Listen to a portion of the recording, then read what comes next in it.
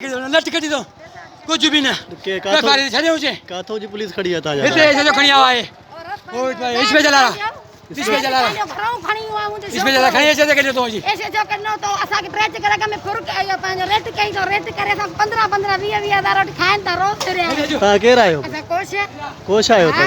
और बैठे हैं ओडे पांच कॉलोनी में लोटा खाने कॉलोनी में